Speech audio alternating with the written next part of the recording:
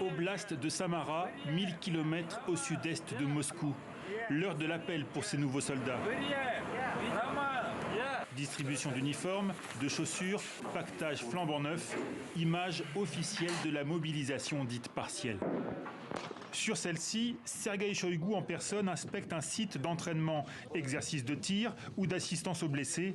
La formation est très intense, assurent les officiers au ministre de la Défense.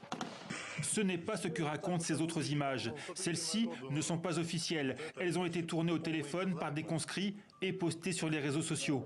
Des baraquements de fortune, pas assez de lits, des étagères désespérément vides et les explications surréalistes de cet officier. Vous devez tout apporter vous-même, les gars. L'armée ne fournit que l'uniforme. Ouvrez le kit de premier secours de votre voiture et prenez le garrot. Et aussi, ne riez pas. Prenez les serviettes hygiéniques et les tampons de votre femme ou de votre petite amie. Vous savez à quoi ça sert, les tampons? Oui, à stopper les saignements. Si vous prenez une balle, vous le fourrez dans la plaie. Le tampon fera pression sur votre blessure. Tout aussi ahurissant, l'accueil de ce colonel à ses nouvelles troupes. On est venu me chercher pendant mes congés et j'ai été désigné commandant d'un régiment que je n'ai même pas formé pour entraîner des conscrits ou quoi que ce soit d'autre. Je n'ai jamais vu ça, je vous le dis en toute transparence. En ce qui concerne les questions médicales, qui est apte et qui ne l'est pas, s'il y a des gens qui ont des hernies, des plaques dans le crâne, etc., on m'a dit que vous êtes catégorisé.